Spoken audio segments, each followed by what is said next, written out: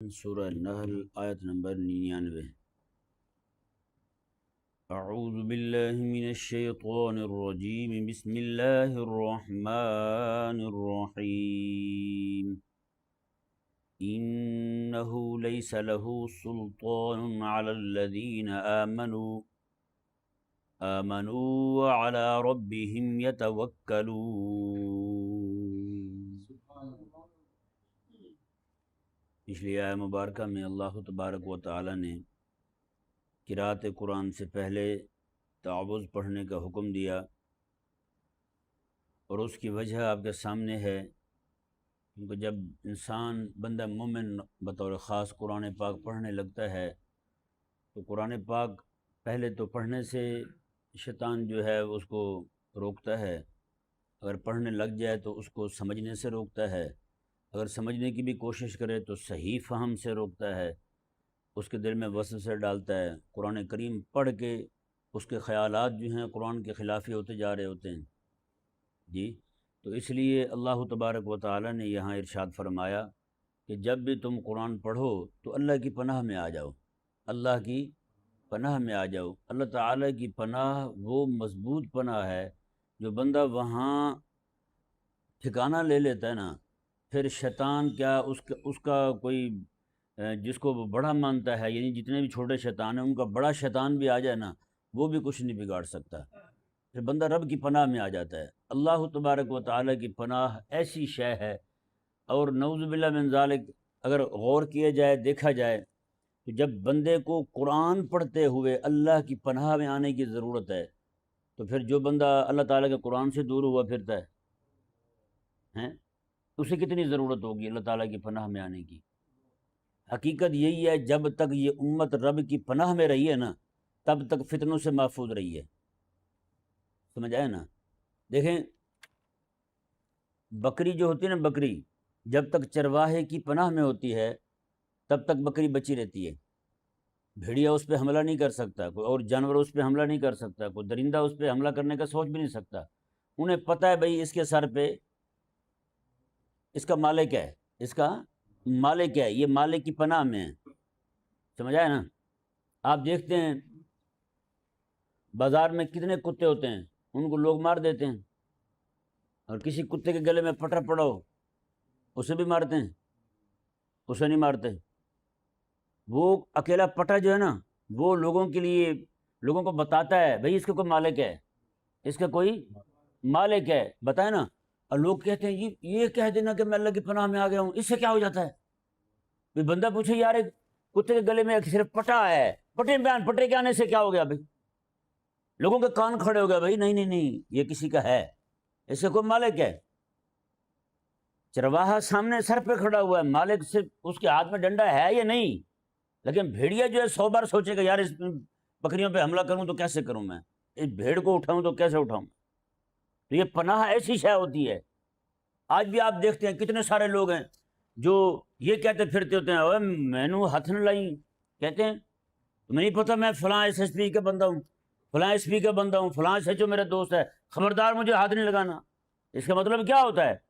وہ اپنی پناہ پہ سہارا کر رہا ہوتا ہے، اپنی پناہ پہ بھروسہ کر رہا ہوتا ہے، پناہ گاہ پہ، اس کو اسی نے پناہ دی ہوئی نا، ہے یا نہیں؟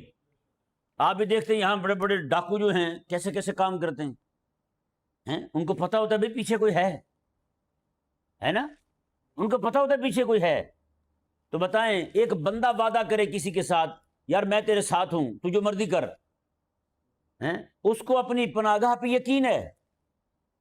بکری جو ہے اپنے مالک کے ساتھ کھڑی ہوئی ہے، اسے یقین ہے کہ میں جس کی پناہ میں ہوں وہ پناہ دینے والا دیکھ رہا ہے، میری حفاظت کر رہا ہے۔ تو کیا خیال ہے جو بندہ مومن سارا کچھ چھوڑ چھاڑ کے رب کے دشمن کے مقابلے میں رب کی پناہ میں آ کے کھڑا ہو جائے، تو کیا خیال ہے؟ رب کا وعدہ ایسے ہی ہے پھر؟ نہ نہ نہ، رب تبارک و تعالیٰ کا جو وعدہ ہے سبحان اللہ۔ بنی اسرائیل کے ایک نبی تھے، ان کے دور میں ایک بندہ سفر پہ جانے لگا تو بیوی حاملہ تھی، اس نے دعا کی یا اللہ میں سفر پہ جا رہا ہوں، میرا بچہ پیدا ہونے والا ہے، میرا بچہ تیرے حوالے ہے، تیری پناہ میں ہے میرا بچہ۔ جب واپس آیا تو پتہ چلا تو بیوی تو فوت ہو گئی، لوگوں نے دفنا بھی دی، اور وہ اس نے کہا کہ چلو میں قبرستان جاتا ہوں، اپنی بیوی کی قبر پہ حاضری دیتا ہوں۔ وہاں گیا تو وہاں سے جناب قبر کے اندر سے نا چھوٹے بچے کے رونے کی آواز آئی۔ اس نے جب وہ قبر لوگوں کو بلا کے پوچھ کے قبر جب کھولی تو اندر سے بیوی تو فوت ہوئی تھی، بچہ اندر ہی پیدا ہو کے ماں کے اوپر بیٹھا کھیل رہا تھا، اور اسی کی آواز تھی، وہی اطلاع دے رہا تھا اپنے ابا کو کہ میں ہوں۔ جب اس نے نکالا وہاں سے، قبر بند کر دی گئی، تو وہ اللہ تعالیٰ کے جو نبی تھے ان کے پاس گیا اپنے بچے کو لے کے ملانے کے لیے، کہا کہ یہ معاملہ ہوا ہے۔ انہوں نے کہا مجھے اللہ تعالیٰ نے فرمایا ہے کہ اسے بتا دیں اگر تو اپنی بیوی کو بھی میری پناہ میں دے کے جاتا، وہ بھی تیرے آنے تک اسے بھی کچھ نہ ہوتا، وہ بھی یوں ہی تجھے ملتی۔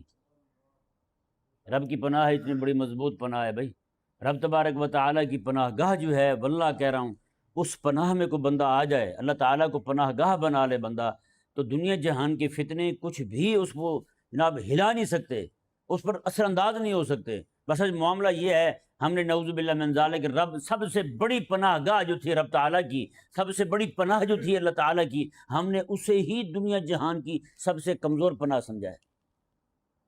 سب سے کمزور پناہ ہم نے رب تعالیٰ کی پناہ کو سمجھا ہے۔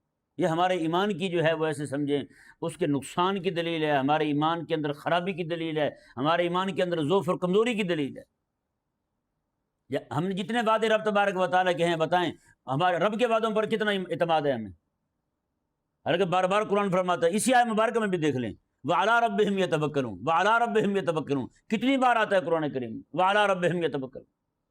لیکن وہ رب ہیں جس نے پیدا کیا ہے، جس نے سارا کچھ عطا فرمایا ہے، نعمت عطا فرمائی ہیں، اسی پر اعتماد کو نہیں،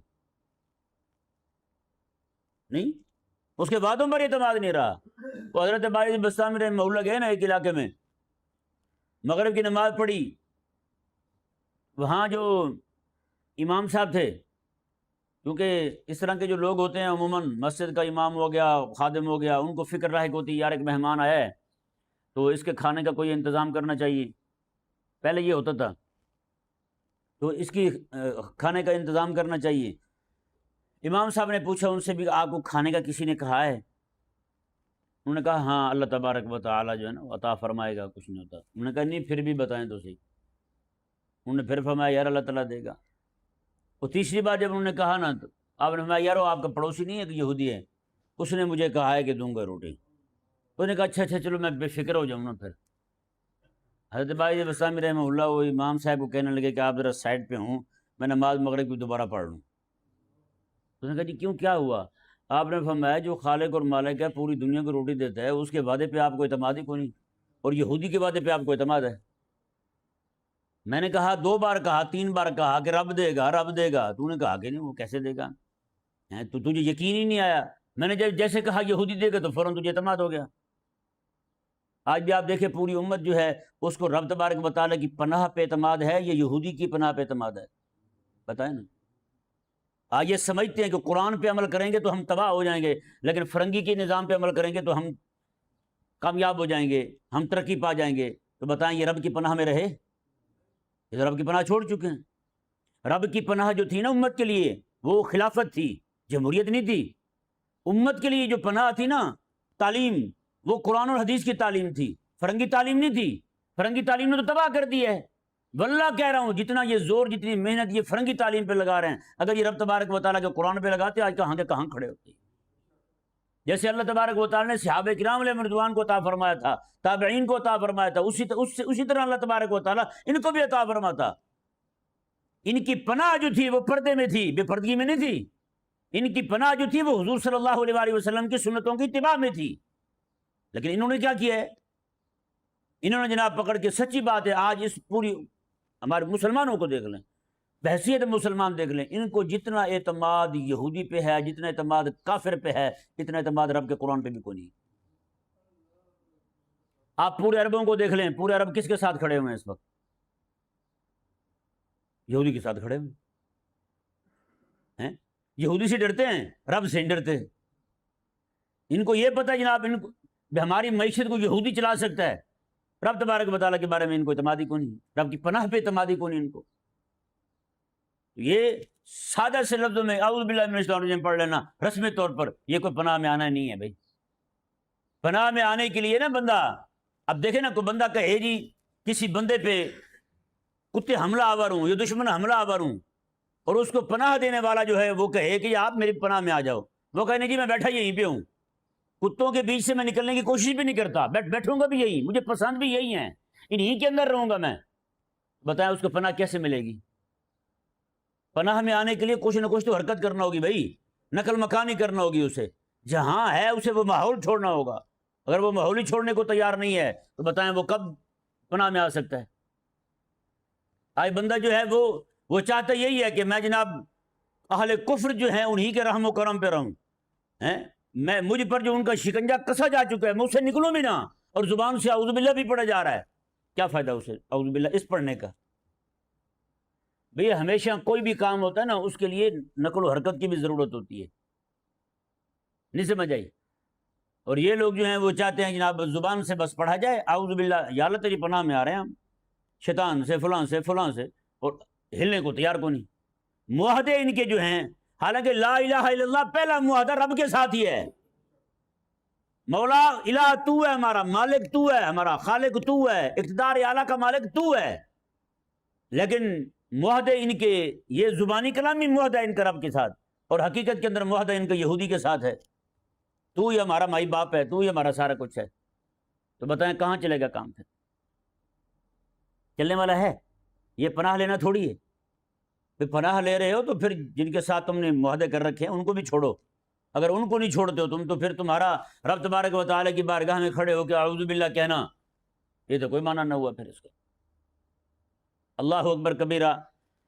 دیکھیں جی اللہ تعالیٰ نے ارشاد فرمایا، یہاں پہ دو گروہوں کا ذکر کیا خالق اور مالک نے، ایک وہ لوگ ہیں جو اللہ کی پناہ میں آ جاتے ہیں تو اللہ تبارک و تعالیٰ کیسے ان کو شیطان کے شر سے، اس کے شکنجے سے، اس کے وسوسے سے محفوظ فرماتا ہے، اور ایک وہ ہے جو شیطان کے ساتھ ہی دوستی لگا لیتا ہے، گروہ شیطان کے ساتھ دوستی لگا لیتا ہے، پھر اس کے ساتھ کیا ہوتا ہے؟ دونوں کا ذکر اللہ تبارک و تعالیٰ نے اسی آیت نمبر 99 اور آیت نمبر 100 میں بیان فرمایا۔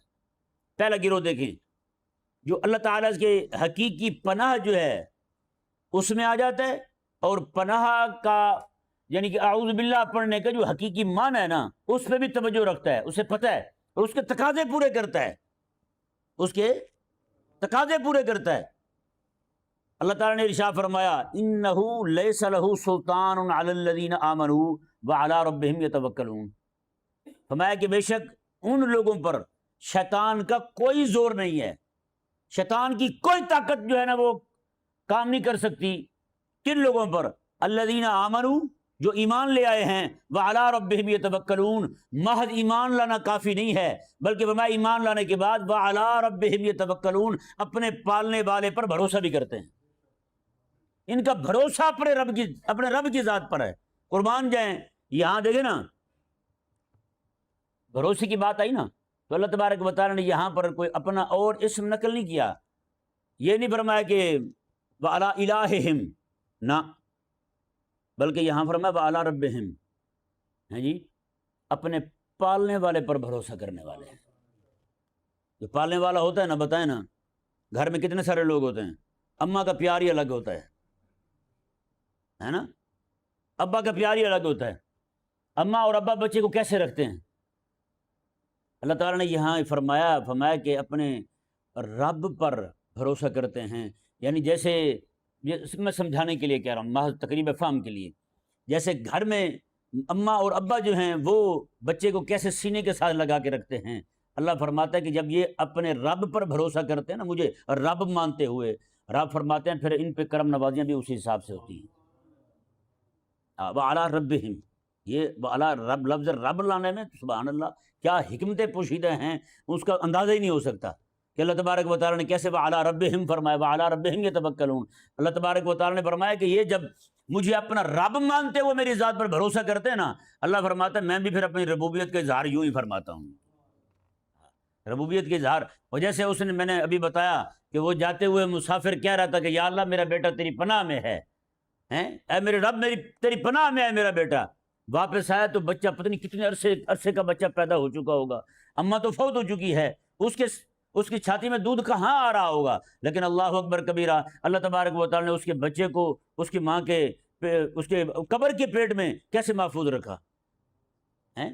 میرے حبیب کریم علیہ السلام ارشاد فرماتے ہیں، حضور فرماتے ہیں جب بندہ مومن صدقہ دیتا ہے نا، حضور فرماتے ہیں چاہے اس کی مقدار جو کھجور کی جتنی ہو، میرے آقا علیہ السلام فرمایا میرا اللہ اسے بھی پالتا رہتا ہے، اس کھجور کو بھی پالتا رہتا ہے۔ حضور فرماتے ہیں قیامت والے دن جب وہ آئے گا اللہ تبارک و تعالیٰ کی بارگاہ میں، تو وہ کھجور جتنا صدقہ جو ہے حضور فرماتے ہیں وہ بھی احد پہاڑ جتنا ہو جائے گا۔ احد پہاڑ پتہ کتنا بڑا ہے، جس کی لمبائی چوڑائی جو ہے نا، اکیلی لمبائی چوڑائی وہ 6 میل ہے۔ آپ پھر اس کا حجم دیکھ لیں، اس کا پھر وزن دیکھ لیں، کیسے خالق اور مالک ہے، کیسے پالتا ہے۔ بتائیں یہاں کو کھجور کو پالے بھی صحیح تو کتنا پال لے گا، ایک کھجور کا دانہ کتنا بڑا ہو جائے گا، اس میں جناب لاکھ ہوا بھر لے، جو بھی کر لے، کتنا موٹا کر سکتا ہے۔ لیکن حضور فرماتے ہیں رب پالنے والا پھر یوں پالنے والا ہے، ایک کھجور کے دانے کو بھی احد پہاڑ جتنا کر دیتا ہے پھر، تو پھر وہ پالنے والا یار جو یوں پالے، رب پالنے والا ہے تو یوں پالا ہے اس نے، بچہ ماں کے پیٹ میں تھا یار، کیسے جناب وہ دنیا میں آیا ہے۔ دنیا میں جیسے بچہ آتا ہے نا، پتہ ہے بچے کی پہلی چیخ پر اس کی اماں کی چھاتی میں جو خون ہوتا ہے، صرف چیخ نکلنے پر، اس چیخ کی آواز پر وہ سارا خون 1 سیکنڈ کے اندر دودھ بن جاتا ہے۔ اس سے بڑھ کر پالنے والا کون ہو، اس سے بڑھ کر ربوبیت کے اظہار کیسے ہو یار۔ بچہ صرف ایک بار چیخا ہے، خالق اور مالک نے جناب خون کو دودھ میں بدل دیا ہے۔ اس کے آنے سے پہلے انتظام ہے یار، اس کے آنے سے پہلے انتظام ہو چکا ہے، اس کی خدمت کرنے والوں کا، اس کو اٹھانے والوں کا، اس کے لاڈ اٹھانے والوں کا، اس کے ناز اٹھانے والوں کا۔ خالق اور مالک کی ربوبیت نہیں تو اور کیا ہے یار۔ ابھی بھی کسی کو سمجھنا ہے، ابھی بھی کوئی بندہ رب تبارک و تعالیٰ کی پناہ میں آنے کو اس کا دل نہ چاہے، ابھی بھی ٹھکانہ اہل کفر کے ہاں ڈھونڈے، ابھی بھی ٹھکانہ شیطان کے ہاں ڈھونڈے، تو اس سے بڑھ کر خسارے والا، گھاٹے والا، نقصان والا بندہ کون ہو سکتا ہے بھلا بتائیں۔ اللہ اکبر کبیرہ۔ اللہ تعالیٰ نے ارشاد فرمایا، جی دیکھیں اگلا گروہ جو ہے، فرمایا کہ انما سلطانہ علی الذین یتولونہ، ہاں زور تو شیطان کا ان پر چلتا ہے، انما سلطانہ یعنی انما سلطان شیطان، بے شک شیطان کا زور جو ہے وہ انہی پر چلتا ہے، یتولونہ جو شیطان کو دوست بناتے ہیں، جو شیطان کو دوست بناتے ہیں۔ آج ایلومیناٹی والے جو ہیں بیٹا غرق ہوا نہیں ہوا ان کا، قسم خدا کی کہہ رہا ہوں، وہ شیطان کو خدا مان چکے ہیں، شیطان کو خدا مان چکے ہیں۔ وہ کہتے ہیں سارا کچھ ہے ہی شیطان، وہ کہتے ہیں وہی پاور ہے، بس اسی کے پاس سارا کچھ ہے، سپر پاور شیطان ہے۔ یہی میں نے ایک بار بیان کیا تھا، تو ایک دوست ہے تو وہ کہنے لگے کہ نہیں جی ایسا کیسے ہو سکتا ہے۔ کرنا یہ ہوا، گھر گئے، جا کے اپنی بچیوں سے بات کی، تو بچیوں نے آگے سے یہی کہا کہ وہ تو ٹھیک ہے عقیدہ۔ آگے سے ان بچیوں نے کہا، انہوں نے کہا کہ دیکھیں بابا، رب کے کہنے پہ مسجد میں لوگ آتے نہیں ہیں، شیطان کے کہنے پہ اتنے جمع ہو جاتے ہیں، پھر طاقت کس کے پاس ہوئی بتائیں۔ یہ حال ہو چکا ہے بھائی۔ یہاں پاکستان میں اتنے سارے ان کے دفتر کھل چکے ہیں ایلومیناٹی والوں کے، جو شیطان کو ہی معبود مانتے ہیں، شیطان کو ہی سارا کچھ مانتے ہیں، شیطان کی باقاعدہ پوجا ہو رہی ہے آپ کے ملک میں۔ ہاں، جن کی رجسٹریاں ہوتی ہیں نا وہ کہاں ہوتی ہیں، وہ سارا کچھ منظر عام پہ آ چکا ہے، اب کوئی چاہے ڈھکی چھپی نہیں رہی۔ یہ جو سارے ولاگر پھرتے ہیں، ٹک ٹاکر پھرتے ہیں، ان میں اکثریت خبیثوں کی ہے، یہ سارے فیم کے چکر میں یہ اسی طرف جا رہے ہیں، ایلومیناٹی کی طرف، کہ ہمیں بس فیم مل جائے۔ فیم ملتا کیسے ہے وہ بھی سب بہت سارے لوگوں پہ واضح ہو چکا ہے، یہ بھی ڈھکی چھپی بات نہیں رہی کہ اس کے لیے کیا کیا کرنا ہوتا ہے، نعوذ باللہ من ذالک۔ تو بھائی یہ جتنے صحیح بات ہے، حقیقت یہی ہے کہ جیسے جیسے بندہ رب کی پناہ سے نکلتا جاتا ہے نا، ویسے ویسے وہ جناب کفر کی دلدل میں دھنستا جاتا ہے۔ اسی لیے بندہ مومن کو چاہیے کہ وہ اپنے آپ کو، اپنی اولاد کو، اپنے آنے والی نسلوں کو رب کی پناہ میں رکھے۔ میرے آقا علیہ السلام کے غلام جب بھی سفر پہ جاتے تھے، میرے آقا علیہ السلام جہاں ان کی حفاظت کی، باقی چیزوں کی دعا دیا کرتے تھے، وہاں حضور یہ بھی دعا دیا کرتے تھے کہ میرا اللہ تجھے اپنی پناہ میں رکھے۔ یہ بھی الفاظ حضور فرماتے تھے، میں تجھے اللہ کی پناہ میں دیتا ہوں، اللہ کی پناہ میں دیتا ہوں، تیرے دین کو، تیرے ایمان کو، ہر شے کو۔ بندہ مومن جب گھر سے نکلنے لگے تو نکلتے ہوئے یہ کہہ کے جائے، مولا میں تجھے اپنے گھر والوں پر تجھے خلیفہ بنا رہا ہوں، تو ان کو اپنی پناہ میں رکھنا، تو ہی نگاہ رحمت رکھنا ان پر، یہ نکلتے ہوئے کہہ کے جائے بندہ۔ نہیں سمجھ آیا؟ پیارے بھائیو، اس وقت قسم خدا کی کہہ رہا ہوں، جتنا یہ امت جو ہے وہ رب کی پناہ سے نکل چکی ہے نا، اتنا کوئی بھی نہیں نکلا۔ رب کی پناہ کو توڑ دیا ہے۔ رب کی پناہ جو ان پر تھی نا، رب تعالیٰ کی رحمت جو تھی ان پر، اس سے باہر نکل آئے یہ لوگ، صرف بھوک مٹانے کے لیے، صرف اپنی عیاشیوں کے لیے، اپنی بدماشیوں کے لیے، اپنی لذتوں کے لیے، شہوات کے لیے، شبہات کے لیے، ایک ایک چیز کے پیچھے پڑتے گئے ہیں، رب تعالیٰ کی پناہ سے دور ہوتے گئے ہیں۔ جیسے میں نے ایک بار بتایا تھا نا، حضرت عیسیٰ علیہ السلام نے آپ نے زندگی ساری گھر نہیں بنایا۔ عیسیٰ علیہ السلام نے ایک بار بارش آنے لگی زور سے، تو ایسے بارش، تیز بارش تھی، دوڑ کے غار میں گئے تو کیا دیکھتے ہیں کہ غار میں شیر بیٹھا ہوا ہے۔ وہاں سے واپس آئے، درخت کے نیچے جانے لگے تو درخت کے نیچے سانپ بیٹھا ہوا ہے، اژدہا تھا بہت بڑا۔ پیچھے ہٹ کے نا بارش میں ہی کہنے لگے، مولا سانپ کو بھی تو نے جگہ دی ہے سر چھپانے کے لیے، شیر کو بھی دی ہے، میں تیرا نبی ہوں، مجھے جگہ نہیں دی۔ میرے رب تبارک و تعالیٰ نے فرمایا کہ اے عیسیٰ، میں نے اسے سر چھپانے کے لیے جو ہے نا وہ درخت دیا ہے، شیر کو سر چھپانے کے لیے غار دی ہے، اور تیرے سر پر میں نے اپنی پناہ کی چادر رکھی ہوئی ہے۔ اگر تو کہتا ہے تو میں تجھے گھر دے دیتا ہوں، لیکن وہ چادر جو ہے نا میری پناہ والی، وہ ہٹ جائے گی۔ کہنے لگے، مولا مجھے وہی چاہیے بس۔ پتہ ہے حضور فرماتے ہیں، جب بھی بچہ پیدا ہوتا ہے، شیطان آ کے نا اس کی، یہ کیا کہتے ہیں، پہلو کہتے ہیں، بکھی کہتے ہیں ہماری زبان میں، وہ پہلو میں آ کے زور سے اس طرح انگلی دھنساتا ہے۔ حضور فرماتے جب وہ آیا تھا نا، حضرت عیسیٰ علیہ السلام کی طرف بڑھا تھا شیطان، جبریل امین علیہ السلام نے اسے ایسی چپیٹ ماری کہ وہ اڑ کے وہ ہزاروں میل دور جا گرا تھا۔ حضور فرماتے ہیں شیطان ایسے لڑکھڑاتا ہوا گیا، وہاں لڑکتا ہوا گیا۔ قسم خدا کی وہ پناہ جو تھی نا، ہم نے وہ پناہ چھوڑ دی۔ آج امت کے ڈوبنے کا جو روٹی کی خاطر رب کی پناہ چھوڑ دی ہم نے، عیاشی کی خاطر رب کی پناہ چھوڑ دی۔ عیسیٰ علیہ السلام کے واقعے سے سبق پتہ کیا حاصل ہوتا ہے؟ اللہ نے فرمایا کہ اسے میں نے چھت دی ہے، غار دی ہے، اسے میں نے درخت دیا ہے سر چھپانے کے لیے، اور تیرے اوپر میں نے اپنی پناہ کی چادر رکھی ہوئی ہے۔ یوں ایک ایک شے سے، شیطان سے، اس کے وسوسوں سے، ایک ایک شے سے تیری حفاظت کی ہوئی ہے۔ اگر تو چاہتا تو وہ میں ہٹا دیتا ہوں، تجھے چھت دے دیتا ہوں۔